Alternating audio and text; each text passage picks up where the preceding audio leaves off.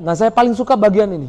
The darling of heaven, crucified, kesayangan sorga, bayangkan.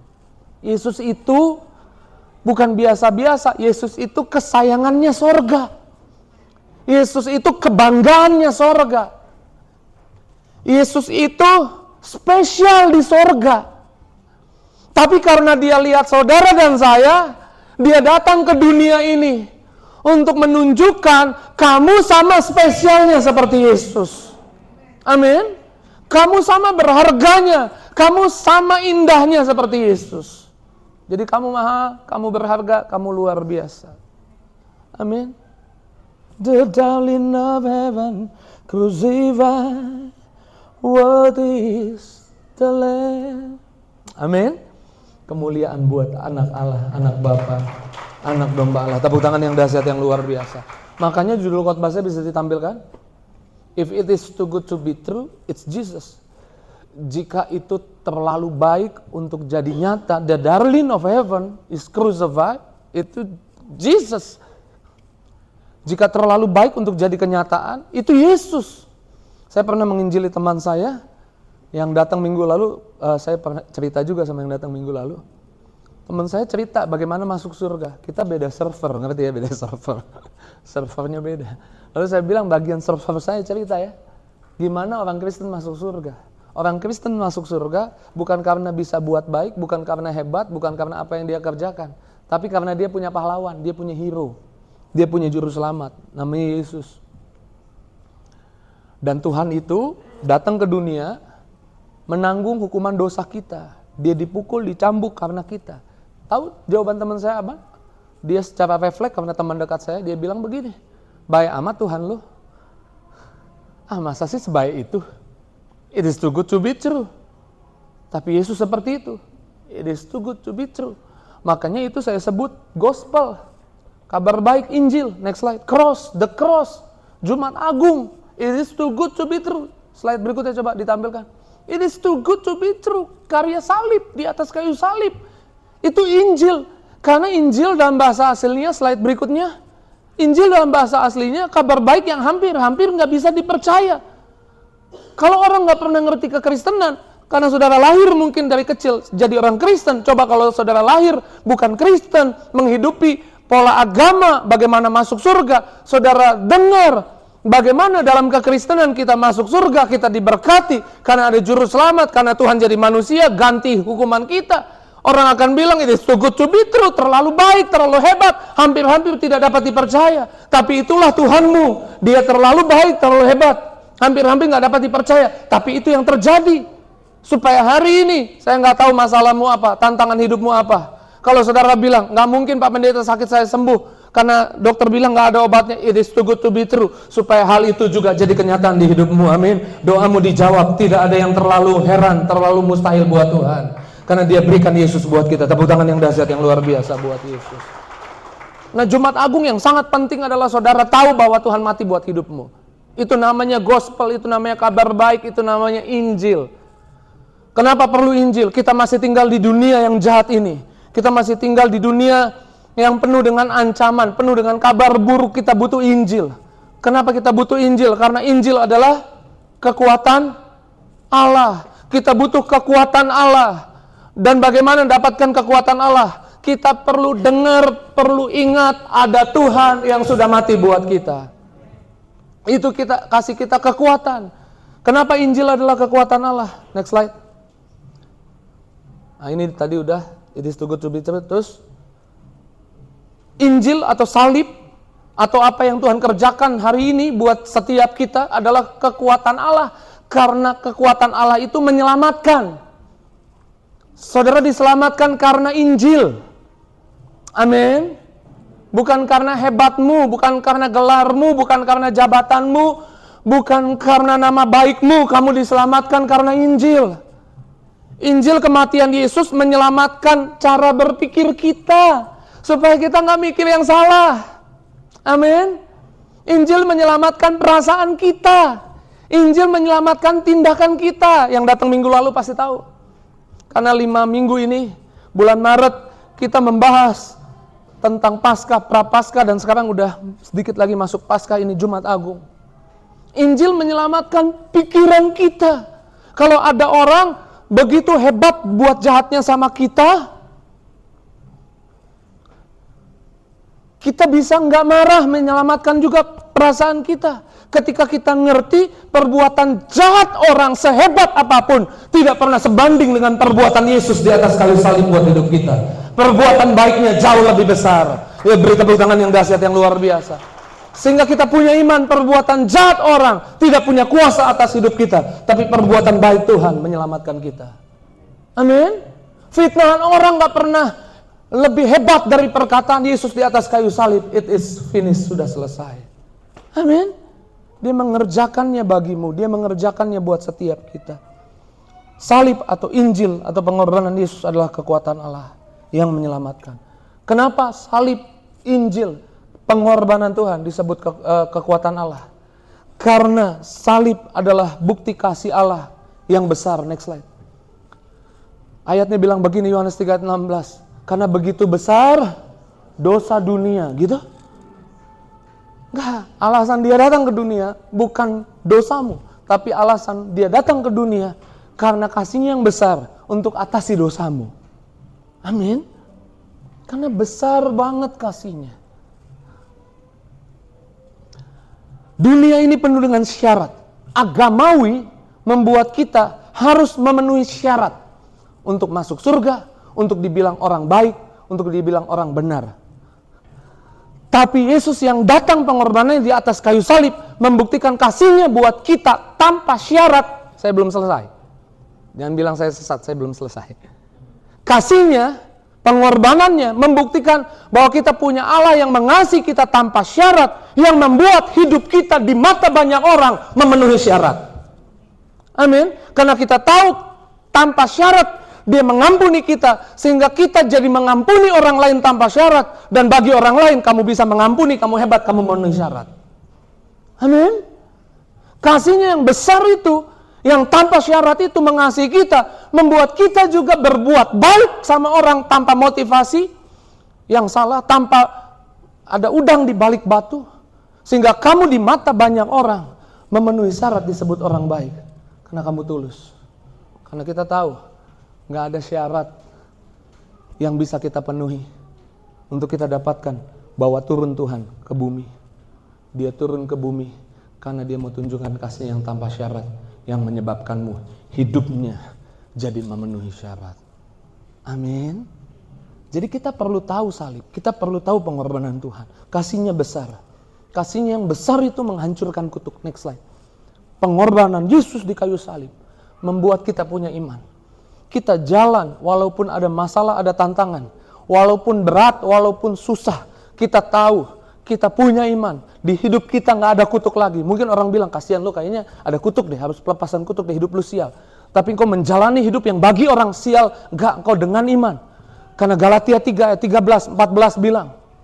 Bahwa terkutuk orang yang digantung di atas kayu salib. Yesus Kristus membuat semuanya itu supaya di dalammu bukan ada kutuk, di dalammu ada berkat. Sehingga engkau walaupun masa sulit, masa susah, engkau menjalaninya dengan bahagia, dengan susah. Bukan punya pemahaman bahwa hidupmu gak beruntung, hidupmu sial, hidupmu di bawah kutuk. Engkau punya pemahaman, salib mengubah hidup saya, tidak di bawah kutuk lagi, di bawah berkat. Yang saya jalani hari ini memang sulit, tapi saya bukan dikutuk. Saya sedang hadapi ini, jalani ini, dan tinggal tunggu waktunya. Orang yang punya iman, hidupnya diberkati Tuhan. Ini tepuk tangan yang dahsyat, yang luar biasa buat Yesus. Amin. Kita perlu tahu Injil, karena Injil kekuatan Allah yang membuat kita jadi lebih hebat dari orang biasanya. Bilang kanan kirinya, kamu harus tahu Yesus sayang kamu. Bilang, kasih kekuatan, kamu lebih hebat dari orang lain. Amin.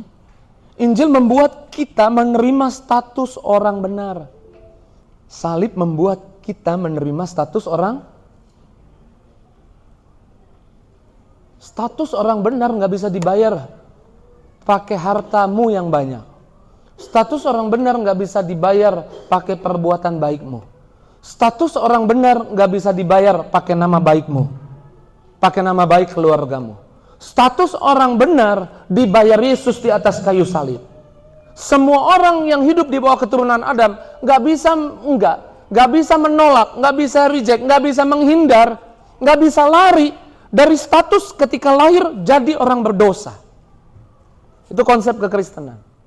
Makanya anak-anak kita yang umurnya 3 tahun, 4 tahun, 5 tahun, terus naik lagi 6 tahun, gak perlu kita ajarin berbohong. Saudara yang udah punya anak di atas 5 tahun gitu, atau enggak udah 10 tahun ke atas, pernah anak saudara berbohong? Pernah? Mana lagi? Baru 1, 2, 3 orang saksi baru sah. Pernah anakmu bohong? Bu? Pernah. Pak pernah diajarin anaknya bohong? Nggak pernah ngajarin. Kok dia bisa ya? Bisa bohong ya? Nggak usah diajarin ya? Kenapa? Karena lahir DNA-nya orang berdosa. Sifat alaminya orang berdosa. Karenanya semua orang yang lahir di dunia ini perlu lahir baru. Amin. Dan saya percaya saya berdiri di hadapan orang-orang yang udah lahir baru. Percaya Yesus korban buat dirinya. Amin. Jadi ciptaan yang baru. Statusmu orang benar. 2 Korintus 5 ayat 21. Versi firman Allah yang hidup. Sebab Allah mengambil Kristus yang tidak berdosa dan membebani dosa kita kepadanya. Dan menghukumnya di tubuh Yesus. Sehingga kita dibenarkan. Sama-sama bilang saya orang benar oleh karena darah Yesus. Sama-sama bilang DNA saya orang benar. Sama-sama bilang sifat alami saya sudah berubah. Bukan lagi orang berdosa, tapi orang benar. Sama-sama bilang yang cenderung berbuat baik. Amin.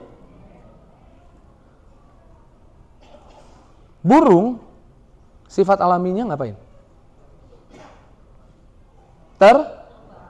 Terbang. Kira-kira kalau saya suruh burung berenang bisa nggak? Hah? Nggak bisa ya? Karena sifat alaminya terbang. Tapi kalau saya bisa sulap, simsalabim. Burungnya jadi ikan. Saya perlu ajarin ikan itu berenang nggak? Kenapa? Karena ikan sifat alaminya berenang. Jadi jangan mau dibodohi oleh iblis lagi, seolah-olah saudara hari ini punya kelemahan di titik tertentu. Saya lemah nih kalau soal percintaan, saya mudah jatuh cinta. Itu dustanya iblis. Kamu status alaminya bukan lagi orang berdosa. Status alamimu diubah semuanya. Sama-sama bilang semuanya. Amin. Bukan sebagian. Yesus mati habis-habisan di atas kayu salib. Untuk mengubah DNA-mu bukan DNA orang berdosa, DNA orang benar. Jangan mau dibohongin iblis lagi kalau saya urusan uang nggak tahan saya. Pasti saya curi, udah jangan kasih saya uang deh. No. Status alamimu bukan orang berdosa, orang benar oleh karena darah Yesus. Itu kasih kekuatan. Tepuk tangan dulu yang dahsyat. Kalau saya belum selesai. Makanya Injil, Gospel, kematian Yesus kasih kekuatan. Saudara hidup jujur, saudara hidup benar. Amin. Bukan karena kehebatanmu, karena Yesus ubah hidup kita jadi orang benar. Yuk tepuk tangan sekali lagi yang dahsyat buat Yesus. Dan Injil mengaktifkan pengorbanan Yesus, darah Yesus mengaktifkan perlindungan Allah. Slide berikutnya. Di dalam Keluaran 12, bagaimana orang Israel dibawa pindah sama Tuhan dari Mesir, nanti menuju ke tanah Kanaan. Gambaran Mesir duniawi, dari duniawi, nggak bisa menghindari dosa, diperbudak sama dosa, minta sama Tuhan. Kemudian Tuhan mau kasih tulah di sana. Tuhan bilang sembelih anak domba, dagingnya dimakan, darahnya bubuhkan di ambang pintu. Lalu kemudian di Keluaran 12 ayat 13, supaya kalau aku lihat darah, di rumah yang ada darah, tidak ada tulah, tapi ada perlindungan. Saya beriman di hidupmu yang ada darah Yesus, tidak ada tulah, tapi ada perlindungan. Kemudian yang berikutnya, kenapa salib kekuatan Allah? Karena salib membawa kesembuhan. Yesaya 53 ayat 3 sampai 5, ayat 4-nya bilang dia tertikam oleh karena pelanggaran kita. Dia dihancurkan oleh karena kesalahan kita. Ganjaran yang mendatangkan keselamatan ditimpakan kepadanya. Oleh bilurnya kita menjadi sembuh. Sakit psikismu, sakit mentalmu disembuhkan oleh karena pengorbanannya di kayu salib. Amin. Sehingga sangat penting kita tahu apa yang dikerjakannya di atas kayu salib. Enggak penting tahu apa yang orang perbuat di hidupmu. Hari ini lupakan apa yang orang perbuat di hidupmu. Hari ini ingatlah apa yang Tuhan sudah perbuat di hidupmu. Hari ini lupakan omongan negatif orang. Hari ini ingat apa yang Tuhan katakan di atas kayu salib. Amin. Dia sudah menyelesaikannya bagimu. Dan hari ini saya percaya, saudara harusnya ngerti. Lewat korban Yesus di atas kayu salib, di sana ada suara tidak tertulis. Ada suara yang mungkin tidak terdengar. Yang teriakannya seperti ini. I have always loved you. Di perjanjian lama, di kitab Malaiki, digambarkan tentang Tuhan mengasihi umatnya. Tuhan mengasihi kamu.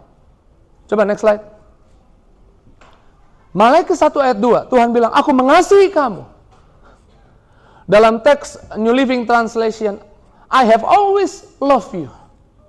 Yang punya masalah boleh angkat tangan, yang punya masalah. Ini di Jumat Agung, jujur aja sama Tuhan. Yang ada urusan belum beres harus dibereskan.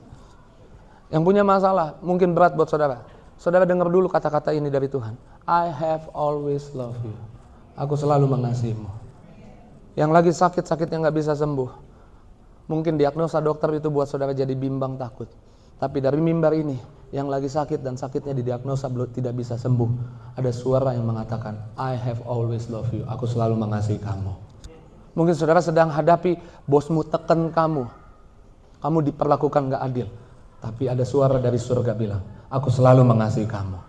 Kalau saudara dengar suara ini, kalau saudara tahu suara ini keluar dari salib Yesus, dari apa yang Tuhan kerjakan di atas kayu salib, ingat apa yang Tuhan kerjakan di atas kayu salib, itu adalah sebuah kesimpulan Tuhan sangat mengasihi aku. Saya percaya itu kasih kekuatan buat saudara terus melangkah. Amin. Tapi kadang kita tanya, gimana caranya Tuhan mengasihi kita? Gimana caranya? Di tengah masalah saya Tuhan mengasihi kita. Dalam teks bahasa Inggris, kamu ragu aku mengasihimu. Karena kamu bertanya, gimana caranya? Makanya di ayat 2 masih ditulis gini kan, bagaimana engkau mengasihi kami? Tapi Tuhan bilang, I have always loved you. Sejak kapan Tuhan mengasihimu? Biar saya jelaskan. Sejak bahkan dunia dasarnya belum diletakkan. Sejak kamu di kandungan ibumu, Tuhan sudah mengasihi kamu. Kamu belum lahir, dia udah mati di atas kayu salib. 2000 tahun lalu dia komitmen mengasihimu. Hari ini pun dia mengasihimu. Besok juga dia mengasihimu. Sampai selama-lamanya dia mengasihimu. Amin. Ide tentang mengasihimu sudah ada di pikiran Tuhan. Sejak dasar dunia belum diletakkan. Next slide. Slide berikutnya. Wahyu 13 ayat 8. Ini New King James Version. The lamb slain. Anak domba disembelih from the foundation of the world. Dikatakan before yang lain, teks lain. Before the foundation of the world. Sebelum dunia dijadikan, Tuhan udah punya ide. Nanti aku mau tunjukkan cintaku, kasihku. Mau kasih tahu sama umatku, aku selalu mengasihi mereka. Tapi kita tanya, gimana caranya Tuhan mengasihi kita? Di kitab Malaiki, umat di zaman itu bertanya, gimana Tuhan mengasihi kami? Gimana Tuhan selalu mengasihi kamu?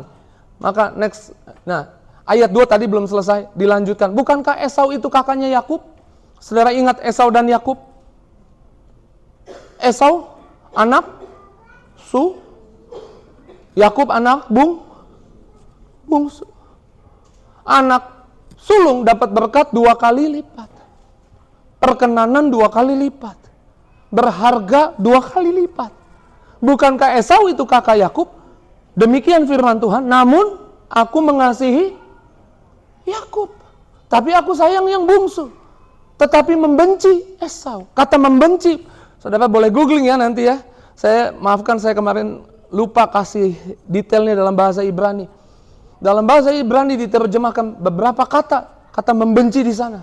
Kata membenci artinya melukai. Namun aku melukai Esau. Namun aku meninggalkan Esau. Namun aku memukul Esau. Namun aku membiarkan Esau. Sehingga pegunungannya sunyi sepi, tanah pusakanya jadi padang gurun. Yang harusnya dapat berkat banyak, mulia, hebat, luar biasa Esau. Tapi jadi sunyi sepi, padang gurun. Ini cerita tentang siapa? Esau mewakili siapa? Yakub mewakili siapa? Saudara harus tahu Alkitab. Maka jawabannya ketemu di perjanjian baru. Tuhan memang dahsyat. Next slide. Roma 8 ayat 29. Udah siap baca? Yang udah siap katakan Tuhan Yesus baik. Yuk kita baca sama-sama. Sebab semua orang yang dipilihnya dari semula, mereka ditentukan dari semula untuk menjadi serupa dengan gambaran Yesus. Siapa yang percaya kita dipilih dari semula? Saudara datang ke tempat ini karena saudara dipilih. Boleh angkat tangan yang percaya. Saudara dipilih dari semula. Dipilih untuk apa? Jadi segambar dengan anaknya. Anaknya siapa? Anaknya siapa? Yesus. Segambar. Jadi saudara kembar. Paham? Jadi lahir dari rahim yang sama. Paham? Makanya perlu lahir baru. Supaya segambar serupa seperti Yesus. Tapi saudara kita lihat, saudara urutannya di mana? Supaya ia, baca lagi, supaya ia siapa? Yesus, anaknya itu menjadi yang, berarti Yesus yang kemudian banyak saudara, yaitu saudara dan saya, yang tadi Esau yang Esau mewakili Yesus. Yakub mewakili kita. Bagaimana Tuhan mengasihi saya? Kalau saudara tanda tanya hari ini di tengah masalah, di tengah tantangan, gimana bisa Tuhan sayang saya? Gimana mungkin Tuhan sayang saya? Tuhan bilang, aku membenci, menghukum, melukai yang sulung, supaya bisa mencurahkan kasihku kepada yang bungsu. Aku sudah mengutus the darling of heaven, yang mulia, yang harusnya dapat berkat 2 kali, yang harusnya ditinggikan, jadi rendah serendah-rendahnya, dipermalukan, dihina, dipanggil 2000 prajurit, diludahi, ditendang-tendang. Harusnya saudara dan saya yang seperti itu. Tapi Esau yang dilukai, yang dibenci, tapi yang sulung, yang harusnya mulia, yang harusnya dapat berkat 2 kali, pegunungannya jadi sunyi sepi, ditinggalkan murid-muridnya, dihancurkan di kayu salib. Pembunuhan yang penganiayaannya termasuk paling kejam adalah pembunuhan, penganiayaan Tuhan Yesus. Kalau saudara nonton The Passion of the Christ, itu baru 30-40%. Menurut saudara itu udah kejam gak? Baru 30%. Mel Gibson bilang kalau dinaikin sampai 50%, filmnya pasti dilarang beredar. Terlalu ekstrim kejamnya. Kenapa sorga membunuh yang sulung dengan ekstrim? Karena memang ada hukuman yang ekstrim ketika manusia pertama jatuh dosa, yaitu Adam dan Hawa. Hukumannya ekstrim. Ada kutuk di sana. Manusia terpisah selamanya dengan Allah. Gak ada yang bisa buat jarak itu hilang. Gak ada yang bisa. Terlalu ekstrim. Allah sendiri merasa itu hukuman yang ekstrim. Karena Allah gak bisa terpisah dari manusia. Karena Allah mengasihi manusia, mengasihi ciptaannya, gambarnya. Dan manusia gak bisa hidup tanpa Allah. Itu hukuman yang ekstrim. Sehingga the darling of heaven, kesayangan sorga, harus datang dan dibunuh secara ekstrim. Dengar baik. Agar hari ini, karena kayu salib, karena pembunuhan ekstrim itu, sorga bisa memberkatimu secara ekstrim, secara dahsyat, secara luar biasa, menerimamu secara luar biasa. Engkau bisa dipeluk oleh sorga. Amin. Amin. Jadi jangan anggap remeh Jumat Agung. Kematian Yesus mengubah segalanya. Sama-sama bilang kematian Yesus mengubah segalanya. Bahkan di atas kayu salib, next slide. di atas kayu salib. Matius 27, pemain musik boleh siap-siap, ayat 46. Kira-kira jam 3 dia teriak apa? Eli, Eli. Lama, yang artinya dia sepi, sendirian. Yesus ditinggalkan karena mewakili saudara dan saya, menanggung, pasang badan buat saudara dan saya. Sehingga dia harus ditinggalkan. Dia nggak takut ditinggalkan, pasang badan buat saudara dan saya. Dia bilang, Eli, Eli lama sabaktani. Supaya hari ini, slide berikutnya, yang sulung dibenci, yang sulung ditinggalkan, supaya yang bungsu saudara dan saya disertai. Sama-sama bilang, saya disertai. Tidak ada pos. Apa ya pos? Pos apa ya? Jeda. Tidak ada jeda. Sama-sama bilang, saya disayang oleh Tuhan tanpa jeda. Bilang, saya disertai tanpa jeda. Jangan biarkan keadaan, ini baik nih, catat nih, ini bagus nih. Jangan biarkan masalah, keadaan, tantangan yang kau hadapi, omongan negatif orang, perlakuan buruk orang, sakit penyakit, keadaan ekonomi yang sulit yang kau hadapi, mengubah teologimu, mengubah cara pandangmu tentang siapa Tuhan. Tuhan kayaknya gak peduli lagi, Tuhan kayaknya gak care lagi. Karena itu yang terjadi, roh penolakan, roh merasa tertolak, merasa diabaikan. Itu terjadi pada Marta ketika di rumahnya ada Maria di sana yang duduk di kaki Yesus. Marta sibuk melayani. Lalu Marta bilang, Tuhan kau gak peduli. Tuhan kau gak care sama aku. Suruh saudaraku bantu aku. Dia gak care juga kayaknya. Kita salahin Tuhan, kita salahin orang. Ketika Petrus di perahu yang sama, karena ada badai, ombak, padahal Yesus ada di situ. Dia disertai tanpa jeda, no pause. Kenapa? Karena Tuhan lagi di situ, di perahu yang sama, ada angin badai. Murid-murid bilang, Tuhan kau nggak peduli. Jangan biarkan masalahmu, tantanganmu mengubah cara pandangmu tentang Tuhan. Membuat kamu berpikir bahwa Tuhan berubah. Tuhan tidak pernah berubah dulu, sekarang, sampai selamanya. Dia mengasihimu. Amin. I have always loved you, kata Tuhan. Aku selalu mengasihimu. Apa buktinya? Aku mati di atas kayu salib. Yesus ditinggalkan supaya saudara disertai. Saya doa sedikit kebenaran firman Tuhan ini menguatkan saudara. Kabar baik ini yang hampir gak dapat dipercaya ini adalah kekuatan Allah buat kita. Amin. Sehingga kita punya pikiran yang beda, perasaan yang beda, tindakan yang beda daripada orang lain. Dan di atas kayu salib, Yohanes 19 ayat 30, Yesus bilang, Teteles, sudah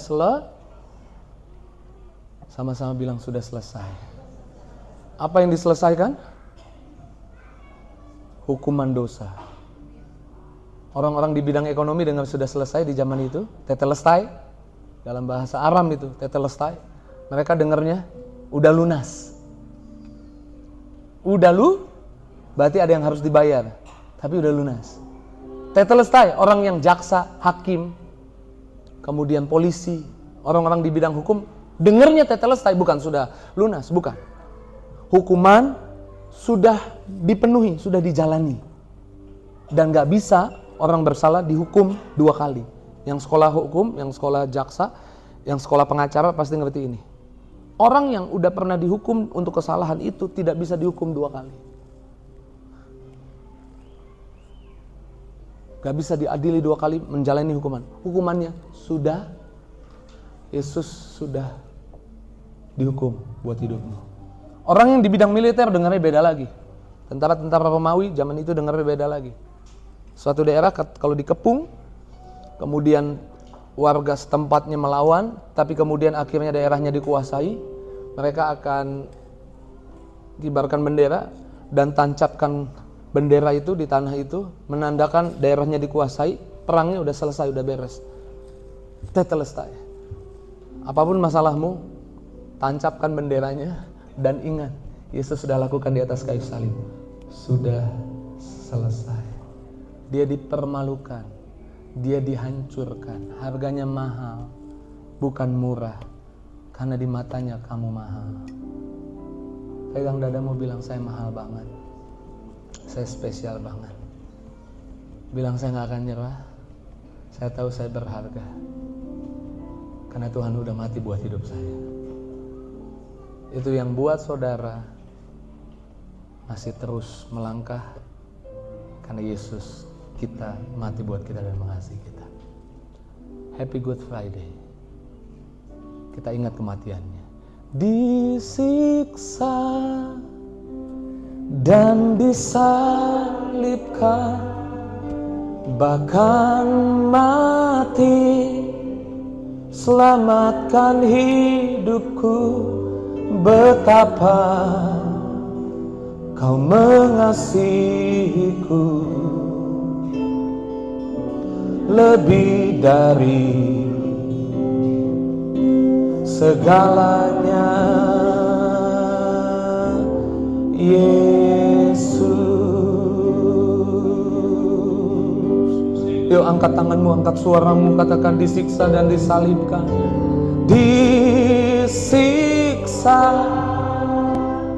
dan disalibkan, bahkan mati, bahkan selamatkan. Dia lakukan itu supaya saudara selalu dikasihi tanpa jeda, disertai tanpa jeda. Dia sangat mengasihimu, lebih dari segalanya, lebih dari segalanya, segalanya. Yuk lagi angkat tanganmu, sama-sama katakan disiksa, disalibkan, yuk sambil bangkit berdiri katakan, dan disalibkan, bahkan mati, selamatkan hidupku.